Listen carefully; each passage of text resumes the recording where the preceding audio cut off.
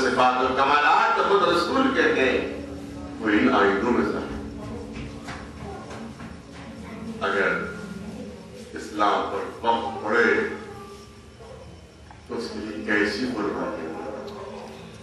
یہ جگر کے ٹکڑے بنا، یہ کے دل کے ٹکڑے بنا کہ کس طرح سے قربانی پیش کرنا چاہتا ہے تاکہ ہم پر سب کچھ گزر جائے مگر اسلام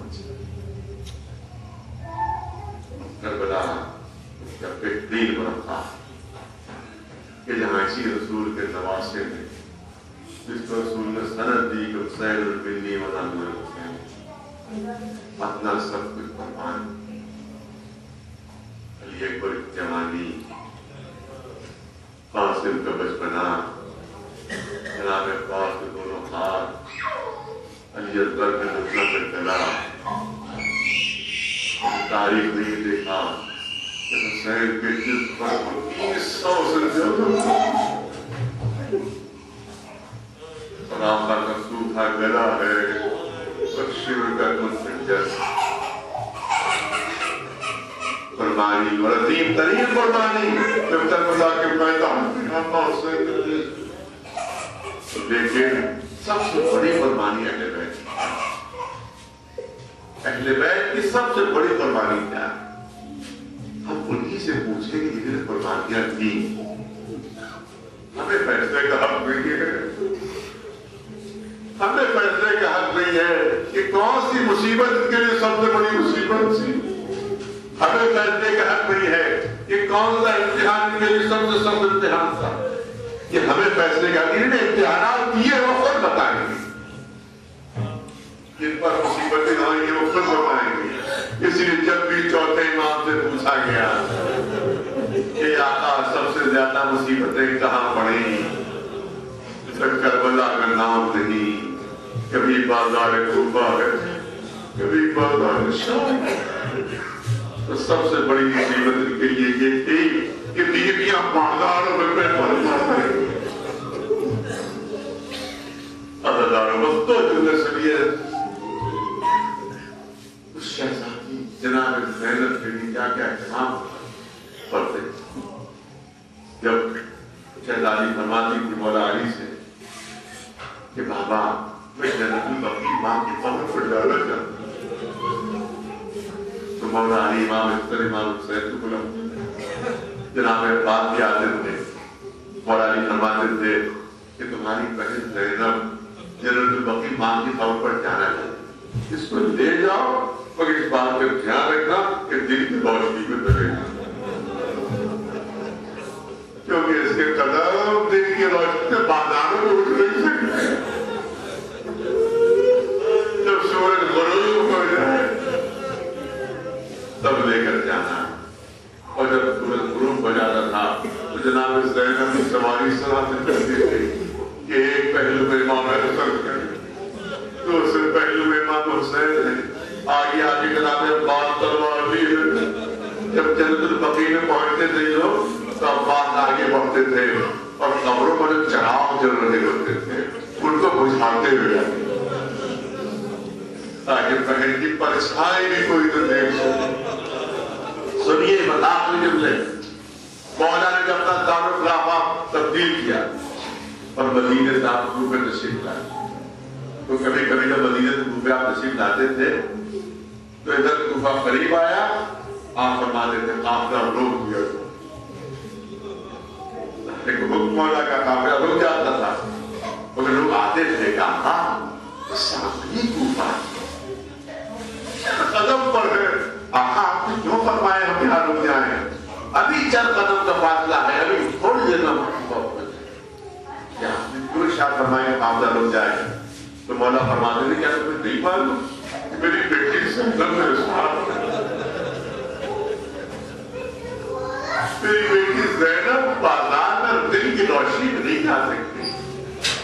لہٰذا جب اندھیرا ہو جائے گا جب سورج غروب ہو جائے گا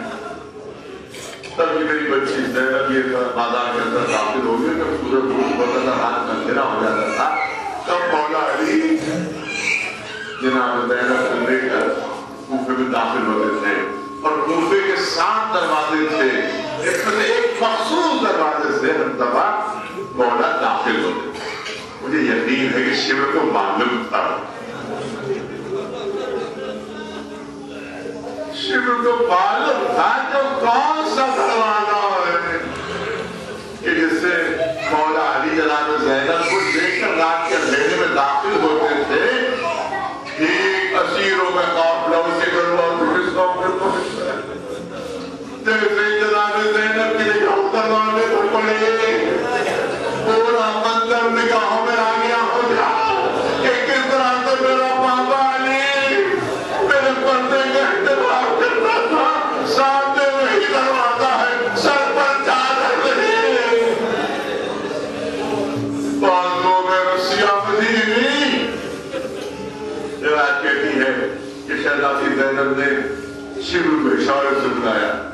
شیو قریب آتا ہے، اے شیو تو نے بڑے ظلم تو نے ہمیں بڑا سزایا ہے، مگر ہم مزدوروں کی ایک بات مانیں، دیکھ اسلام نے ہمارے بینوں کی بھیڑ ہمارے سر پر چادر نہیں، ہم کیسے اس میں داخل ہو گئے؟ لہذا 2 باتیں تو کر سکتا ہے، یا تو اندھیرا ہو جائے، سورج غروب ہو جائے تب لے جانا، اور اگر ابھی لے جانا چاہتا ہے تو کسی ایسے دروازے سے لے جائے جہاں بھیڑ ہو، جہاں مجمع کا مرور خاموش رہتا ہے۔ شہزادی سمجھتی شاید میری بات مان لی، اور اسی وقت حکم دیا جاتا ہے قافلہ اندر داخل ہو۔ جناب زینب نے جانے سے انکار کر دیا کہ نہیں، میں چادر میں سو اپنے گھر بازار میں نہیں جاتے۔ حضور نے ایسے جملے کہے کہ آج 1400 سال بعد ہم سنتے ہیں تو دل تڑپ جاتے ہیں۔ جب وہ شہزادی زینب سنے ہوگی تو دل کے کیا حال ہوا ہوگا؟ وہ حضور کہتا ہے کہ زینب تم کوفے کی شہزادی بن کر نہیں آئی ہے، تم ہماری قیدی ہو، ادھر سے ہم لے جائیں گے، ادھر سے جانا ہوگا۔ شہزادی نے جملے سنے، روایت کہتی ہے کہ آغوش میں گندی سی سکینہ بیٹھی، اس بچی کے کانوں میں جملے پڑے، اپنا معصوم چہرہ اٹھایا، ممی سے پوچھا، اے ممی اماں ذرا اتنا بتائیے کہ کیا کوئی صالح پیغمبر گزرے ہیں؟ کہا میری بچی صالح پیغمبر گزرے۔ کیا ممی اماں یہ بتائیے کیا ان کا کوئی ناقہ تھا؟ کہا میری بچی ان کا ایک ناقہ تھا۔ کیا ممی اماں یہ بتائیے کہ اس ناقے کا کوئی بچہ بھی تھا؟ کہا میری شہزادی میری لاڈلی سکینہ اس ناقے کا ایک بچہ بھی تھا، مگر سکینہ تو کہنا کیا چاہتی ہے؟ آخر تم سوالات کیوں کر رہی ہو، کیوں پوچھ رہی ہو؟ تو ننھی سی بچی نے جواب دیا، اے ممی ابا میں نے سنا ہے کہ جب قوم والوں نے اس ناقے کو بند کر دیا تو ناقے کا بچہ ایک بلندی پر گیا تھا، اور بلندی پر جا کر بارگاہ الہی میں فریاد کی تھی، اور فریاد کا یہ اثر ہوا تھا، قوم والوں پر عذاب نازل ہوا تھا۔ اے ممی ابا کیا ہم ناقے سالے سے بھی کمتر ہیں؟ کیا ان کے لیے تم دعا کریں تو کیا ان پر عذاب نازل نہ ہوگا؟ یہ کہہ کر اپنے چھوٹے چھوٹے ہاتھ بد دعا کے لیے بلند کر دیے، سر امام حسین پر نظر پڑے۔